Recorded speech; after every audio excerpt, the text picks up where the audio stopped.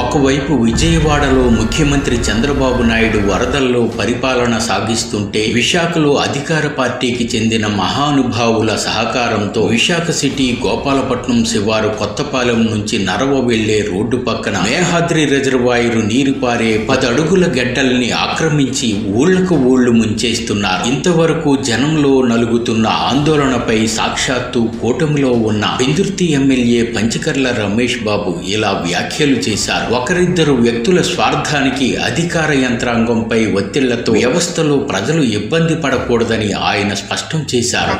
అధికారులు కూడా ఒత్తిడి ఎవరొకరు అధికార పార్టీలో ఇన్ఫ్లుయెన్స్ చేయటం ఏదో ఇలాంటివి జరుగుతూ ఉన్నాయి. ఎట్టి పరిస్థితుల్లో ఒకరిద్దరు స్వార్థపరుల వల్ల వ్యవస్థ పాడవకూడదు. పెందుర్తి నియోజకవర్గ ప్రజలకు ఎంతో ఉపయోగపడే కొత్తపాలెం నుంచి నరవ వెళ్లే మెయిన్ రోడ్డు మేహాద్రి రిజర్వాయర్ గేట్లు ఎత్తకుండానే మునిగిపోతున్న సమస్యపై పంచకర్ల రమేష్ బాబు స్పందించారు. జీవీఎంసీ అధికారులతో సమస్యను మంగళవారం పరిశీలించారు. నరవ, కోట నరవ తదితర గ్రామాల ప్రజలు, నాయకులు ఈ సమస్యపై ఏకరువు పెట్టారు. మేహాద్రి రిజర్వాయరు నీరు పారే గడ్డ కనిపించటం లేదని ఆందోళన వెలుగు ఇక్కడ గడ్డల్ని ఆక్రమించడం వల్ల చిన్నపాటి వర్షానికే వరద నీరు మెయిన్ రోడ్డును ముంచెత్తుతుందని ఆరోపించారు. కార్పొరేటర్లు ముల్లి ముత్యాల నాయుడు, దాడి వెంకట రమేష్, మాజీ ఎంపీటీసీ ఇల్లపు శ్రీనివాస్, జనసేన నాయకులు గల్లా శ్రీనివాస్, ఒబ్బిన శ్రీకాంత్, ఎర్రా నాగరాజు, టీడీపీ నాయకుడు గవర సత్యబాబు తదితర నాయకులు పాల్గొన్నారు.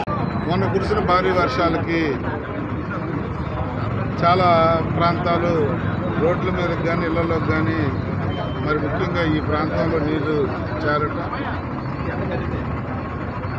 ఒక 4 అడుగులు రోడ్డు మీద నీరు ప్రవహించడం అనేది ఈరోజు అసలు ఎందుకు అలా జరుగుతుందని చూస్తే ఫ్రీ ఫ్లోయింగ్ డ్రైనేజీ లేకపోవటం కానీ, కొంత కలవర్టు నాకున్న లిటిల్ అవగాహన ఏంటి అంటే ఎక్కడా కూడా కల్వర్ట్ పక్కన ఫ్రీ ఫ్లోయింగ్ ఉండటం కోసం జరాయితీ ఉండదు.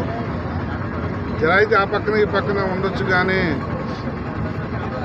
మొత్తం జరాయితీ అని నేనైతే అనుకోవట్లేదు. ఒకవేళ జరాయితీ అయినా కొంతవరకు మేఘాద్రి గడ్డకి కానీ, కొంతవరకు ఇది ఎయిర్పోర్ట్ వైపు రైల్వే ట్రాక్ పక్కకు కానీ ట్రైన్ అనేది ఏర్పాటు చేసుకోవాలంటే జరాయితీ అయినా మంచి ప్యాకేజీ ఇచ్చి ల్యాండ్ ఎక్విజిషన్ చేస్తాం. మా అధికారులు కూడా అదే చెప్తా ఉన్నాం. ఎందుకంటే భవిష్యత్తులో ఇప్పుడు మనం నిలబడిన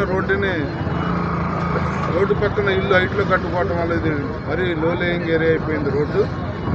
రేపు వేయబోయే రోడ్డుని ఒక 3 అడుగులు హైట్ పెంచి రోడ్డు వేయాలన్న ఒక ఆలోచన చేశాం. రోడ్డు హైట్ పెంచుకోవాలా, డ్రైనేజీ వ్యవస్థ ఆధునీకరణ చేసుకోవాలా, జరాయితీ ఉంటే ఎక్విజిషన్ చేయాలా, మళ్ళీ ఎప్పుడైనా భారీ వర్షాలు వచ్చినప్పుడు ఈ ప్రాంతం ముంపుకు గురవకుండా తగు చర్యలు తీసుకుంటామని కూడా ఈ ప్రాంత వాసులకు హామీ ఇస్తా ఉన్నాం. కాకపోతే అందరూ సహకరించాలి.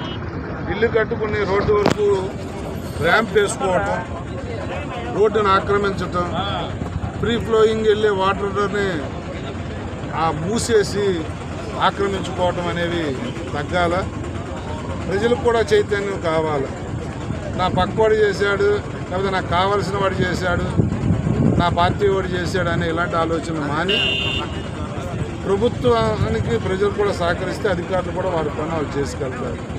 దయచేసి ప్రజల్లో కూడా చైతన్యం రావాలని చెప్పి కోరుకుంటూ, తప్పకుండా భవిష్యత్తులో ఈ ప్రాంతంలో మళ్ళీ ఇలాంటి కార్యక్రమాలు ముంపు గురే కార్యక్రమాలు జరగకుండా చర్యలు తీసుకుంటామని మాత్రం ఆశిస్తాం. ఏదైతే ఆక్రమణలు ఉన్నాయో వాటన్నిటి మీద చర్యలు ఉంటాయి. మా అధికారులకు ఆదేశాలు ఇచ్చాం. ఏదైతే మేము డ్రైన్ తవ్వాలనుకుంటున్నామో ఆ ప్రాంతంలో ఈ మధ్యన ఏమైనా ఇల్లు కట్టే ఆలోచన ఎవరన్నా విరమించుకోండి.